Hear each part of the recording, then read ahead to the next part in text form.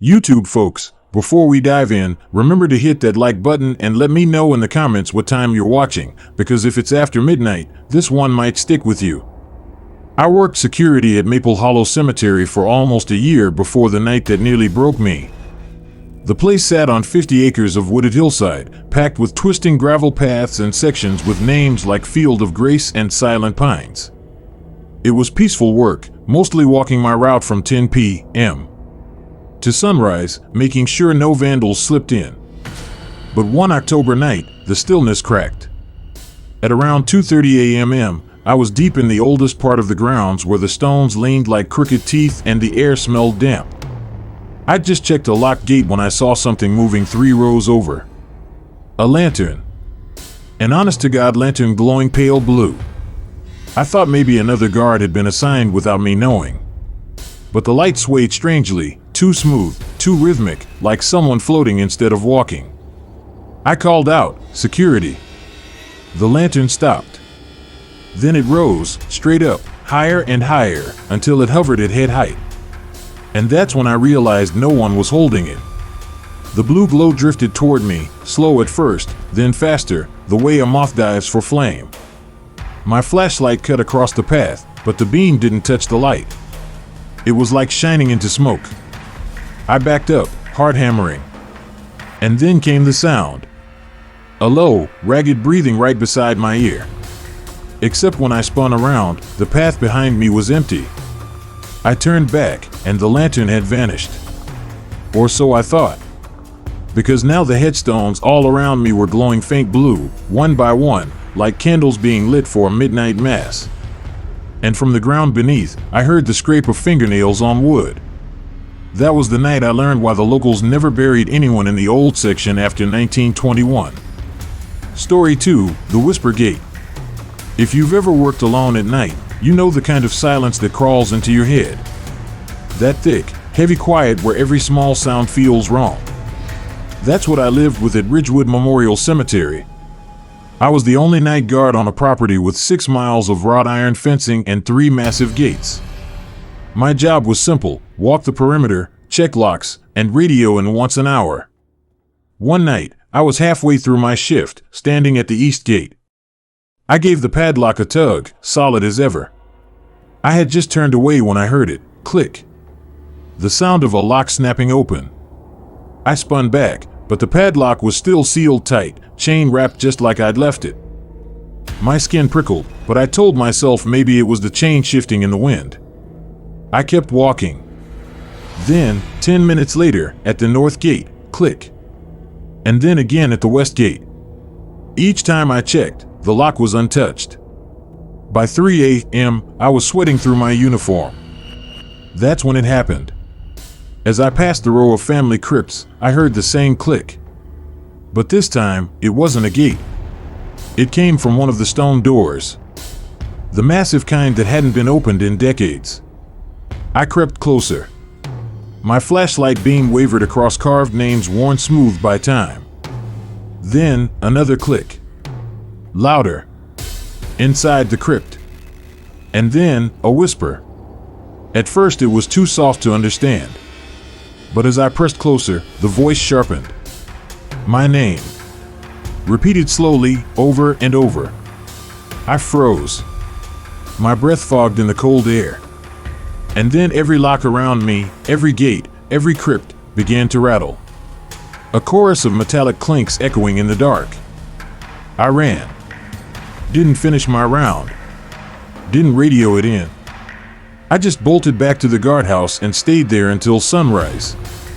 The next morning, I told my supervisor. He just shook his head and said, "You heard the whisper gate. You're not the first." Story 3, The Mourner in Black. There's a graveyard just outside the town of Harper's Creek. Locals call it Widow's Rest because for as long as anyone can remember, people have reported the same thing. A woman dressed head to toe in black, her face hidden behind a veil, weeping at the edge of freshly dug graves. I didn't believe it until I saw her myself. It was last spring. I was visiting my uncle's grave late one evening, just as the sun was sinking. The workers had left for the day, but there was a new hole dug nearby, roped off for a burial scheduled the next morning. And that's where I saw her. At first I thought she was a family member, grieving ahead of time. But the way she stood, completely still, shoulders trembling with sobs I couldn't hear, froze me in place. I called out, "Ma'am? Are you all right?" She didn't move. Didn't even flinch. The air around me grew sharp and cold, and something told me not to get closer. I backed away slowly and left. The next morning, curiosity dragged me back. I expected to see mourners gathered for the funeral. Instead, I found police cars and yellow tape. The coffin that had been buried that morning? Empty. The family swore the body was there when they closed the casket. But when the priest gave the final rites, the coffin was filled with nothing but dirt. I told myself it was a mistake, some awful accident. But a month later, it happened again. A different grave. A different family. And the same veiled woman spotted the night before. The groundskeeper told me, she cries for the ones who won't stay buried. If you see her, it means the dead are walking. Now, every time I pass that cemetery, I avoid looking too closely. Because if I see her again, I don't think I'll be able to walk away. Story 4, The Hollow Choir. I'd been doing late-night shifts at Everpine Cemetery for about 3 weeks when I first heard it. It was just after midnight. I was near the Founders Hill section, where the oldest graves were stone angels crumbling, names worn smooth, dates from the 1800s. Usually, it was dead quiet there. But that night, I heard singing. At first, it was faint, a low hum, like wind passing through pipes. But as I walked between the rows, it grew louder. Voices. Dozens of them. A choir. I swear to you, it was beautiful. Male and female voices blending in harmonies I can't even describe. It filled the air, vibrating in my chest. The thing is, there was no one there. Every grave in that section seemed to resonate with the sound, like the voices were rising up from underground. I stood frozen, listening, torn between terror and awe. Then the music shifted. The harmony fractured. The voices grew harsh, dissonant, almost angry. And that's when I felt the ground move. A low tremor rippled under my boots. The soil around the nearest headstone cracked, just slightly at first, and then I saw fingers. Thin, pale fingers, pushing through the dirt. Then another hand. Then another. The singing became a scream. 100 voices shrieking in agony as the earth began to split open. I bolted, stumbling over stones, my flashlight beam shaking wildly. The sound followed me all the way to the gates, and then, just like that, silence. The next morning, when I returned with the groundskeeper, the graves were undisturbed. No cracks. No sign of anything. But I'll never forget that choir. And the hands. And sometimes, even now, when the wind is just right, I hear faint singing drifting over the hill. Story 5, The Crypt of Ashes. Every small town has that one spot kids dare each other to explore. In mine, it was the burned-out mausoleum at Graythorn Cemetery. They called it the Crypt of Ashes. The story went that back in the 1960s, lightning struck the roof, setting the whole structure ablaze. The fire gutted the inside, leaving nothing but blackened stone and the smell of smoke that never faded. One summer night, I was 17 and stupid enough to go inside with 3 friends. The heavy iron doors screeched when we pushed them open, and a wave of air rolled out, dry, hot, like breathing in a furnace. The walls inside were scorched, lined with niches that once held urns. Some were shattered, the ashes scattered across the floor. We lit our flashlights, joking to cover our nerves, when one of my buddies picked up a half-melted urn. He shook it, and we heard the faintest whisper. We froze. It wasn't the urn rattling. It was a voice. I leaned closer and heard it clearly, words, hissed and broken. A man's voice, whispering my name. The urn slipped from his hands and shattered. A cloud of ash spilled out across the floor, and the whispers multiplied. Dozens of voices. Male, female, young, old. All whispering. Not random words, secrets. They told me things I'd never admitted to anyone. Mistakes I'd made. Fears I'd buried. And then they started whispering about how each of us would die. One friend dropped his flashlight and bolted. Another started screaming for it to stop. And me? I couldn't move. The ashes were swirling now, rising into the air like a storm. Faces formed in the smoke, burned, eyeless faces, all mouthing the same words in unison. Bury us again. I don't remember leaving. All I know is we were outside, gasping in the cool air, and the mausoleum doors had slammed shut behind us. That place is sealed off now, chained and padlocked. But sometimes I wonder if the whispers are still trapped inside, waiting for the next stupid kid who thinks they're just story 6, the grave digger's debt. Back in the late 80s, there was a groundskeeper at Stone Marrow Cemetery named Harold Pike. Everyone in town knew him, quiet guy, kept to himself, worked sunup to sundown digging graves and trimming the grass. One night, just after closing, the caretaker swore he saw Harold in the far lot, lowering a plain wooden coffin into a hole. No funeral. No mourners. Just Harold, working by lantern light. The caretaker asked him about it the next day, and Harold brushed it off. Special request, he said. But the caretaker couldn't shake the feeling that something wasn't right. Then the next morning, Harold showed up at the cemetery office white as a sheet. Because the coffin he'd buried? It was sitting right outside his door. The caretaker thought it had to be a prank, maybe kids messing around. But Harold swore no one could have hauled it out overnight without him hearing. So that night, Harold buried it again. Deeper this time. 6 feet down, sealed tight. And the next morning, there it was, leaning against his doorframe. He told the caretaker the truth then. He hadn't been asked to bury it. He'd been paid. A man in a dark coat had slipped him cash and told him the box had to stay underground. The caretaker begged him to stop, but Harold kept trying. He buried the coffin in different corners of the cemetery, each time deeper, each time more desperate. And every dawn, it came back. After the 5th night, Harold didn't show up for work. They found him in his cabin by the cemetery gates, pale, stiff, and cold. And next to his bed, that same coffin. No one ever opened it. The caretaker said it was taken away by officials, but he never saw a hearse. Never saw records of a transfer. Now, whenever new diggers are hired at Stone Marrow, the old-timers warn them, if someone offers you cash to bury an unmarked box, walk away. Because debts to the dead never get paid off. Story 7, The Bell Ringer. Back in the 1800s, people had a terrible fear of being buried alive. Medicine wasn't what it is today, and sometimes doctors pronounced folks dead a little too soon. So cemeteries started using something called safety coffins. Each coffin had a small bell attached to the headstone, with a string running down into the casket. That way, if the person woke up underground, they could ring for help. Most of those bells rusted away a century ago. But at Fairview Cemetery, some of the old graves still have them. I was working a security shift there one autumn night when I first heard it. Ding. A single chime.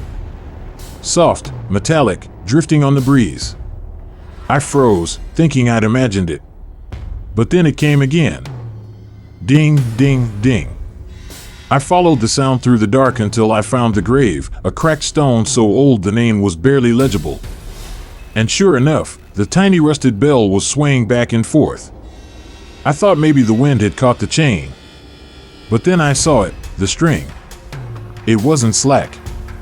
It was taut, pulling down into the earth. My stomach dropped. The bell rang faster now, urgent, like someone was yanking it for dear life. I stumbled back, tripping over another headstone, and the ringing stopped. Dead silence. I stood there shaking, trying to convince myself it was a trick of the wind. That's when I heard it. A muffled thump from beneath the soil.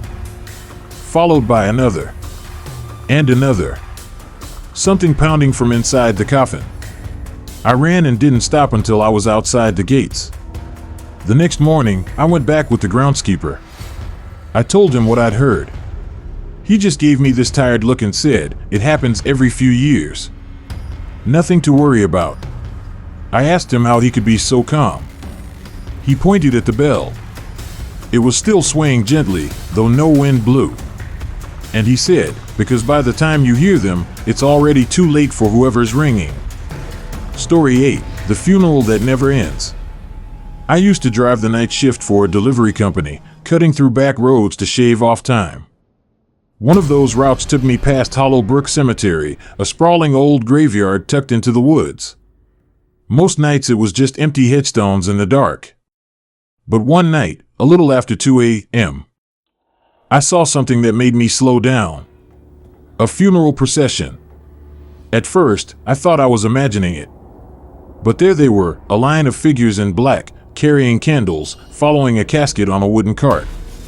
They moved slowly, solemnly, in perfect silence. No cars. No priest. Just the old way, like something out of the 1800s. I figured maybe it was some reenactment, or a family honoring an old tradition.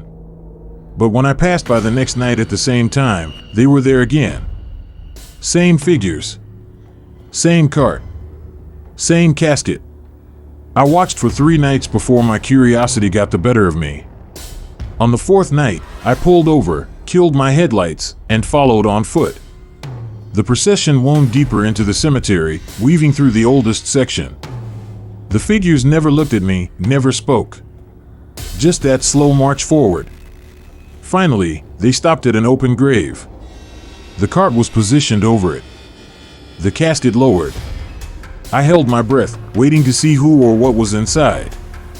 But before I could move closer, every single figure turned in unison. Their faces were pale, blurred, like smoke. No eyes. No mouths. Just hollow masks staring right through me. I stumbled back, heart hammering. And then, without a sound, they began walking again. Back toward the gates. Back toward the road. And the grave I thought I saw? Gone. Just flat grass, no sign of fresh soil. I sprinted to my car and tore out of there. But here's the thing, I've avoided that road for years. Last month, curiosity got me again.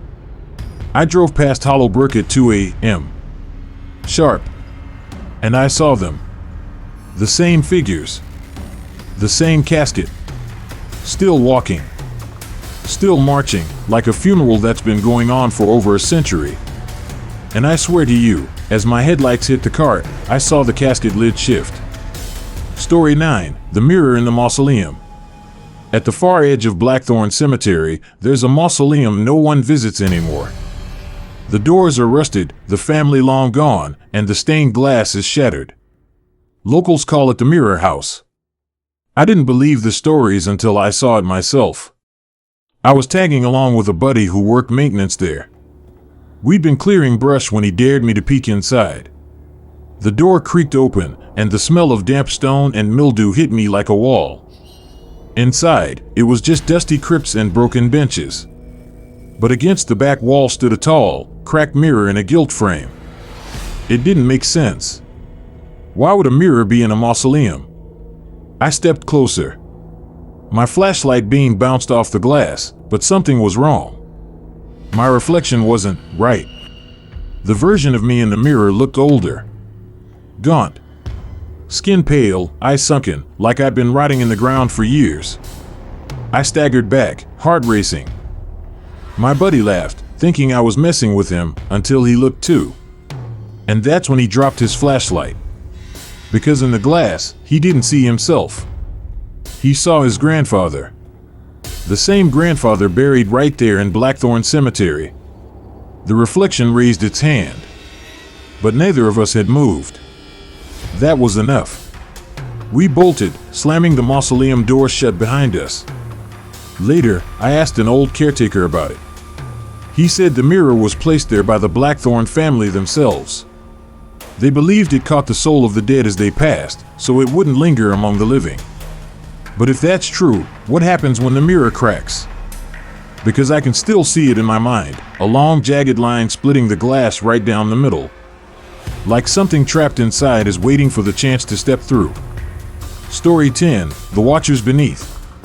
Last year, part of the retaining wall at Merrifield Cemetery collapsed after heavy rain. I was part of the crew hired to rebuild it. Most of the job was routine, clearing mud, hauling stone, until one of the backhoes hit something hollow. A tunnel. At first, we thought it was an old drainage line. But when we widened the opening and shined our lights inside, we realized it was much larger. An underground chamber. We climbed down to check it out. The air was stale and heavy, like a cellar that hadn't been opened in centuries. Dust swirled around our beams, revealing rows of wooden chairs lined neatly along the walls. Dozens of them. Every chair was facing upward, toward the ceiling of dirt and stone. As if the people who once sat there were watching the graves above. Only, the chairs weren't empty. On some of them sat skeletons. Old, brittle bones slumped in postures of silent waiting. Their eye sockets angled straight up, like they were still staring through the earth at the mourners who'd once stood over their graves. One of the guys whispered, "Why would anyone build this?" Before I could answer, we heard a sound. A shuffle. Not from our crew. From deeper in the tunnel. We swung our lights, and for just a second, I swear I saw movement. Figures at the far end of the chamber, slipping back into the shadows. Then the air changed, a low groaning, like the earth itself was shifting. The ceiling began to flake dirt, small stones raining down. We scrambled out fast as we could. By the time we surfaced, the tunnel had collapsed behind us, sealing everything inside. The cemetery board told us to fill the whole area in, pour concrete over it. For safety, they said. But sometimes, late at night, I think about those rows of chairs. About those empty sockets staring upward. And I wonder, if the tunnel hadn't collapsed, what exactly was still down there, watching us? Something inside was moving.